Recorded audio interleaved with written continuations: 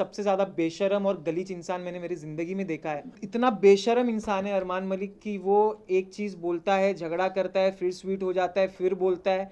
क्योंकि मैंने हमेशा ये चीज़ बोला है कि सारी चीज़ें उसकी कैलकुलेटिव रही है। मैं उस वक्त वहाँ पे रहता हूँ जिसने मेरे बाप के बारे में वो चीज़ बोली। कैसा इंसान है वो समझ में आ जाता है कि अगर किसी के माँ बाप पे आप जाके कमेंट कर रहे हो तो आप कितने नीच किस्म के इंसान हो वो दिख जाता है। अगर मेरे हिसाब से शो चलता तो वो तो बहुत जल्दी निकल जाते और मार खा के निकलते। इंटेंशन गलत नहीं थे और मेरे वर्ड्स भी गलत नहीं थे। पायल को बुद्धिहीन चालें उन्होंने करके गई हैं। जब आपको कुछ मालूम नहीं है, आप एक बारी पढ़ाई करके आओ, आप नेशनल टेलीविजन पे कुछ बोल रहे हो तो आप उसके बारे में स्टडी करके आओ, आप देखो कि मैं क्या सही बोल रही हूँ। और क्योंकि मैंने वर्ड निकाला भी था कि मैंने सुंदर बोला था, तो उन्होंने उसको ही बोली नहीं तुमने ये नहीं बोला था। उसके बाद जब मेरे मम्मी पापा आए तो जी बिल्कुल मेरा बहुत ज़्यादा कॉन्फिडेंस ऊपर हुआ।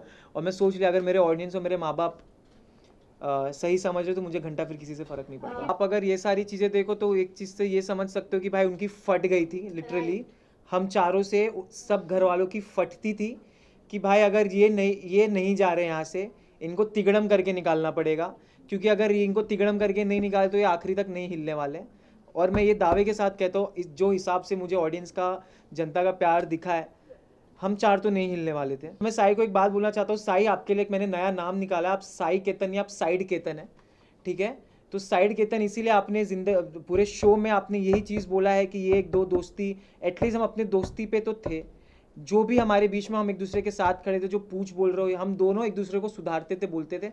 तुम तो लेजिट पूछ बन के घूम रहे हो। आप ऑडियंस की नजर में विनर है और ट्विटर पर आप ट्रेंड कर रहे थे ये कि विशाल को लाया जाए। What you have to say about this? अब क्या लाया जाए, 2 ही दिन बचे हैं तो लाने का तो फ़ायदा नहीं है। खैर बट मैं बहुत ज़्यादा ग्रेटफुल हूँ कि बाहर आके मुझे दिखा है कि पब्लिक ने इतना प्यार दिया है मुझे। और अगर आउट होके भी ऐसा अगर पब्लिक बोल रही है कि आप विनर हो तो भाई फिर तो आप जीत गए हो। उनका अगर दिल, पब्लिक का दिल जीत लिया तो फिर आप शायद जीत गए हो। एक है हल्का सा मलाल है दिल के अंदर, थोड़ा सा जख्म है कि शिट क्यों यार, नहीं जाना था मुझे, 4 दिन बचे थे, जीतना था, बट कोई बात नहीं। बट आपको लगता है, आपको अदनान ने आकर इन्फॉर्म भी किया था कि कतारिया की दोस्ती तेरे लिए सही नहीं है, फिर भी आप वही कंटिन्यू किए। कहीं ना कहीं आपको ऐसा लगता है कि वो दोस्ती आप पे भारी पड़ गई? देखो मेरे को ऐसा लगता है ना कि अगर मैं ये ज़रूर मानूंगा कि उसको उधर मेरा साथ देना चाहिए था। अब जब मैं बाहर हूँ तो मैं इसके बारे में बात कर रहा हूँ। ज़रूर मानता हूँ, मैंने उसको भी बोला था कि मैं बाहर निकल के तेरे से बात करूँगा। बट जहाँ तक मैं बोल रहा हूँ ये चीज़ कि मैं अपनी दोस्ती एक इंस्टेंस पे जज नहीं करता। मैं अगर मेरा दोस्त एक बार गलत किया है तो मैं उसकी 10 अच्छी चीज़ें भी देखता हूँ, तो आई गेस वो एक को हटा के मैं 10 अच्छी चीज़ों को अपने साथ रखना चाहता हूँ। जैसे अरमान ने आपके ऊपर थप्पड़ उठाया है, उसके बाद भी वो घर के अंदर है, क्या वो सही है? आपको लगता है कि वो फाइनल में दिखने चाहिए? अगर मेरे हिसाब से शो चलता तो वो तो Exactly. बहुत जल्दी निकल जाते और मार खा के निकलते। लेकिन मेरे हिसाब से शो इवेंचुअली चलता नहीं तो आपने एक्शन नहीं लिया वहाँ पर कि बिग बॉस इसके ऊपर एक्शन लिया जाए, जैसे हमने हर सीजन में देखा है।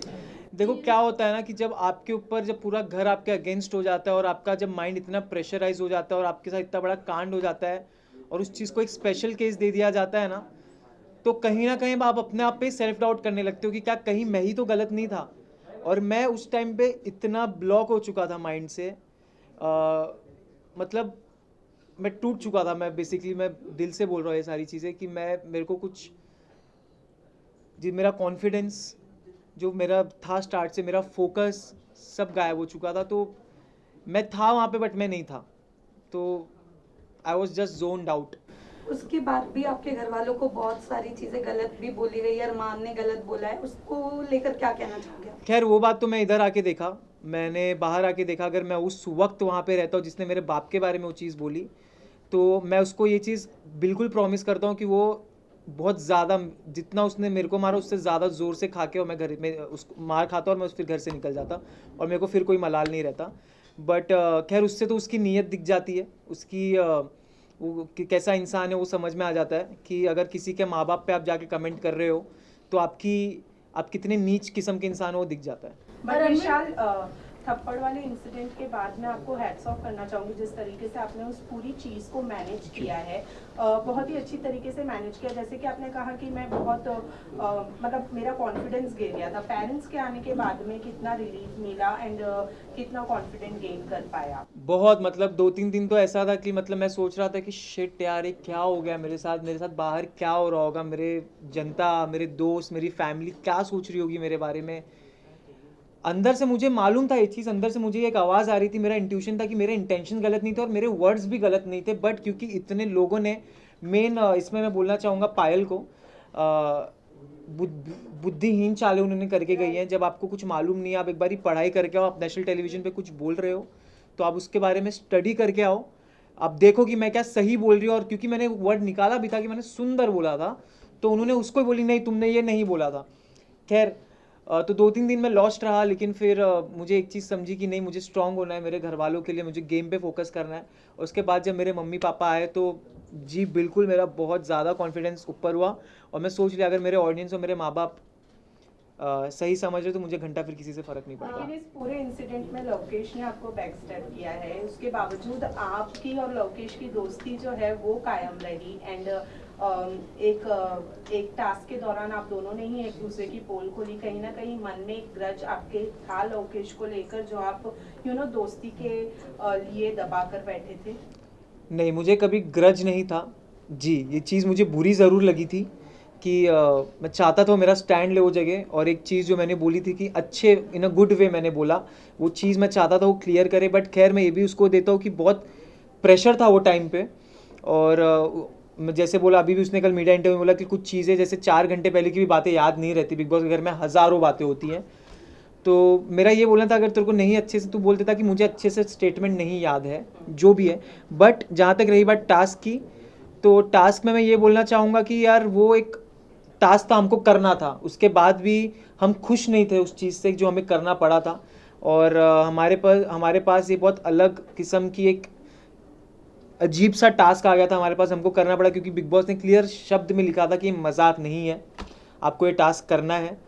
तो फिर भी लेकिन वीकेंड पे सुनाया गया कि टास्क में दोस्ती तो करो तो भी दिक्कत, ना करो तो भी दिक्कत, तो वो हो गया था। तो मैं और मकबूल तो रेडी रहते थे हर वीकेंड के वार पे कि चलो भाई अपने को बैठना है, अपने को सुनना है। तो नहीं, बट जहाँ तक रही बैक स्टैबिंग की, तो मैं ये बहुत कड़क शब्द है बोलने के लिए, मैं ये नहीं यूज़ करना चाहूँगा। जैसे मैंने बोला ये चीज़ कि मेरा दोस्त था और दोस्त रहेगा। विशाल, कल आपसे की जानना प्रेस कॉन्फ्रेंस को लेकर आपका क्या कहना है, क्योंकि आपके मुद्दे को सबसे ज्यादा उठाया गया है और अरमान को बैश किया गया है थ्रू मीडिया। तो मैं इस पे एक स्टोरी भी डाला था, मैं एक चीज़ यहाँ पे रिपीट करना चाहता हूँ, जो जगह आप नहीं हो वो जगह पे भी अगर आपके नाम की गूंज मच रही है तो आपने ज़िंदगी में कुछ सही करके आए हो शो में। क्या बात है। विशाल, आपसे जानना चाहूंगी, रणवीर शौर्या ने भी काफी आपसे फाइट हुई है आप दोनों के बारे में, निकलने के बाद भी काफी ज्यादा वो ग्रुप खुश नजर आई। तो आप बताना चाहें रणवीर शौर्या की गेम जिस तरीके से वो सामने वाले को चुप करा देते हैं, इवन जो अनदर कंटेस्टेंट्स है वो कहीं ना कहीं उनके एज, उनके एक पर्सनालिटी को देख के एक रिस्पेक्ट करते हुए चुप हो जाते हैं, आपको क्या कहना है उनके बारे में? रणवीर सर का मेरे को ये लगता है ना कि रणवीर सर बहुत चालाक हैं। वो सुमड़ी में इधर उधर की बातें करके निकल जाते हैं। हालांकि मैं उनकी बहुत इज्जत करता हूँ जिस हिसाब से वो गेम खेल रहे हैं, जिस हिसाब से उन्होंने टास्क परफॉर्म किया है, जितना ईयर का उनका एक्सपीरियंस है, उनका हार्डवर्क है, वो मैं रिस्पेक्ट करता हूँ। लेकिन आप अगर हम अब छोटों से एक्सपेक्ट करते हो इज्जत, तो क्या आपका ये फ़र्ज़ नहीं बनता कि छोटे भी आपके साथ एक नेशनल टेलीविज़न पे मेहनत करके आप उनको भी इज्जत दो? क्योंकि अगर आप इज्जत दोगे तो आपको इज्जत मिलेगी। खैर उन्होंने इज्जत दी नहीं, लेकिन फिर भी हमने उनको इज्जत दी थी। जहाँ सना मकबूल भी प्लेटफॉर्म से, वही प्लेटफॉर्म से आती है, एक्टर वो भी है, एक्ट्रेस वो भी है, बट रणवीर सर से उनको इज्जत तो मिलती नहीं है, बल्कि उनको डोमिनेट ही किया जाता है या कोई भी चीज़ों को लेकर बोला जाता है। अरे मकबूल स्ट्रांग है, उसको कोई कुछ नहीं कर सकता, कोई सीन नहीं है उसका, वो सही है, वो कर लेगी मैनेज। और जहाँ तक रही बात रणवीर सर की बात, तो वो करते हैं, उन्होंने तो भाई बहुत सारी ऐसी ऐसी चीज़ें उन्होंने कह दी है, मेरे और मकबूल के रिलेशन पे ऐसे ऐसे उन्होंने बातें कह दी है, बट खैर उन पे नहीं बोला गया है, कोई बात नहीं। बट ऑडियंस देखिए, पे आते हैं, साई केतन ने जहां एक क्लिप वायरल हो रही थी, उन्होंने कहा इस ग्रुप के बंदों को उड़ना बहुत जरूरी है। इतने फ्रस्ट्रेट हो गए थे आप चारों के ग्रुप से कि जब वो आप तीनों निकले तो जैसे मैंने बताया कि वो ग्रुप काफी ज्यादा एक्साइटेड और खुश नजर आ रही थी। बट क्या क्या उनकी तरफ से हमने गेम प्लान नहीं देखा? एक बात बताता हूँ मैं, Frustration क्या था? एक बात बताता हूँ मैं। Continue to this question. Sai ने निकलते निकलते कहा कि सॉफ्ट कॉर्नर, किस Yeah. बात का सॉफ्ट कॉर्नर Right. जब बताता वो हूँ। आप लोगों को हेट ही करते थे? बताता हूँ, उसमें भी आऊँगा मैं। मेरे ख्याल से तो आप अगर ये सारी चीज़ें देखो तो एक चीज़ से ये समझ सकते हो कि भाई उनकी फट गई थी लिटरली। हम चारों से सब घर वालों की फटती थी कि भाई अगर ये नहीं जा रहे यहाँ से, इनको तिगड़म करके निकालना पड़ेगा, क्योंकि अगर ये इनको तिगड़म करके नहीं निकाले तो ये आखिरी तक नहीं हिलने वाले। और मैं ये दावे के साथ कहता हूँ, जो हिसाब से मुझे ऑडियंस का, जनता का प्यार दिखा है, हम चार तो नहीं हिलने वाले थे। बट बहुत सारी चीज़ें करी गई, ठीक है। और जहाँ तक रही बात कि इन चारों को उड़ाना पड़ेगा, सबसे पहली बात भाई तेरे बस की बात है नहीं, तेरे बस की तो बात नहीं, तेरा पॉइंट रखने की, तू चारों को उड़ाने की क्या बात कर रहा है। तो पहली चीज़ ये। और दूसरी चीज़, जहाँ तक रही बात, साई ने अगर ये बात बोली है जो कि मेरे को नहीं मालूम, बोली है, तो मैं साई को एक बात बोलना चाहता हूँ। साई, आपके लिए एक मैंने नया नाम निकाला, आप साई केतन या आप साइड केतन है, ठीक है। तो साइड केतन इसीलिए आपने पूरे शो में आपने यही चीज़ बोला है कि ये एक दो दोस्ती, एटलीस्ट हम अपने दोस्ती पे तो थे, जो भी हमारे बीच में हम एक दूसरे के साथ खड़े थे, जो पूछ बोल रहे हो, हम दोनों एक दूसरे को सुधारते थे, बोलते थे। तुम तो लेजिट पूछ बन के घूम रहे हो। और जहाँ तक रही बात सॉफ्ट कॉर्नर की, तो मैंने हमेशा उसको ये चीज़ बोली है कि साई, मेरे को ऐसा लगता है कि तेरे को सॉफ्ट, वो हमेशा बोलता था ये चीज़ कि मेरे को तेरे लिए सॉफ्ट कॉर्नर है, तो दिल का बहुत अच्छा। मेरे को भी वो दिल का बहुत अच्छा लगता था, बट बाहर आके मैंने कुछ चीज़ें ऐसी देखी, उसने भी कितनी सारी ऐसी चीज़ें बोली है, वो दिल से उतर गया है। अरमान मलिक ने आपके कैरेक्टर को बहुत ज़्यादा असैसिनेट किया है, उनके बारे में आप क्या कहना चाहोगे? बाहर आने के बाद आपको चीज़ें पता चली होगी आपकी फैमिली मेंबर्स से भी। What do you have to say? वो इंसान का कैरेक्टर, वो इंसान कैसे कैरेक्टर जज कर सकता है जो खुद कैरेक्टर लेस हो, जिसने खुद 2 शादी करके बैठा हुआ है। तो जो अपनी पहली बीवी का नहीं हो सका, वो दूसरों का क्या ही होगा। और उनके बाकी के बाहर की चीज़ों के बारे में तो मुझे जाना भी नहीं, क्योंकि मेरे को लगता है लोगों को ऑलरेडी सब पता है ऑलरेडी क्या सीन है क्या नहीं है। लेकिन इतना ज़रूर बोलूँगा कि अगर सबसे ज़्यादा बेशरम और गलीच इंसान मैंने मेरी ज़िंदगी में देखा है, कुछ में इतना बेशरम इंसान है अरमान मलिक कि वो एक चीज़ बोलता है, झगड़ा करता है, फिर स्वीट हो जाता है, फिर बोलता है।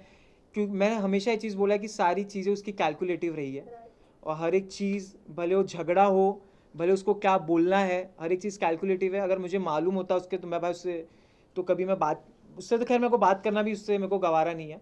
विशाल, मैं आपको एक last बताना question, okay? विशाल करके प्रेस कॉन्फ्रेंस के बाद अरमान मलिक ने कहा कि मैं नहीं चाहता कि लोगों तक के एक गलत मैसेज पहुंचे, मैं ट्रॉफी जीतूं। तो उनको ऐसा फील नहीं होना चाहिए कि मैं एक गलत इंसान के हाथ में, भाई- गलत मैसेज नहीं जाना चाहिए। भाई टेंशन मत ले, तू वैसे भी नहीं जीत रहा है। डू यू थिंक ये पब्लिसिटी थी या फिर हाँ। सिंपैथी गेन करने के लिए स्टेटमेंट? हाँ, तो ऑफ कोर्स उठाने वाला है।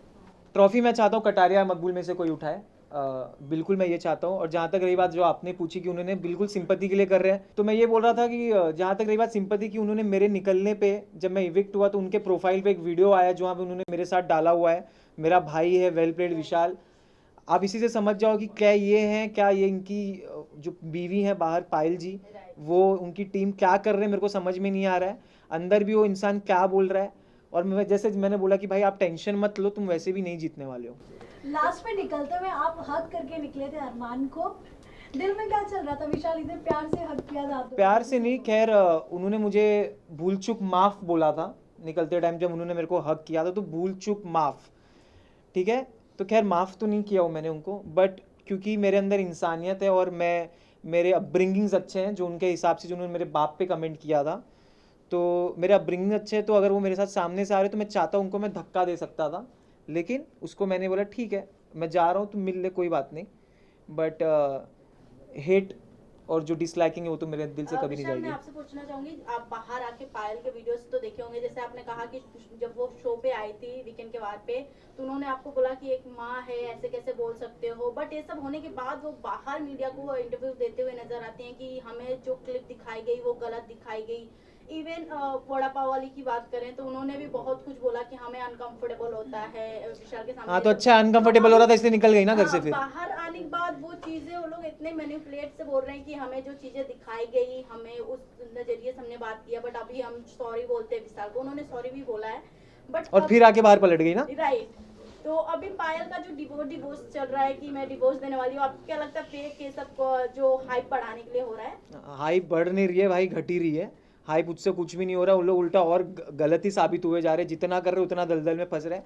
और जहाँ तक रही बात चंद्रिका की, अनसेफ हो रहा था इसलिए तुम निकल चुके हो घर से, अभी तुम सेफ घूमो, तुम्हारा कोई दिक्कत नहीं है। चंद्रिका ने ऐसा कहा है कि उन्हें रिग्रेट है कि उन्होंने आपको सॉरी बोला है। आपको रिग्रेट होना चाहिए कि आप शो में आए हो, बस उससे ज़्यादा कुछ नहीं बोलूँगा मैं, क्योंकि वो बंदी का ना एक मुद्दा था ना एक स्टैंड था, अपने पॉइंट्स पे क्लियर नहीं थी, अपने ना कोई किचन है, पट्टी है, मेरी आंखों पे पट्टी है, ये है वो है, बस उसमें ही लगी थी।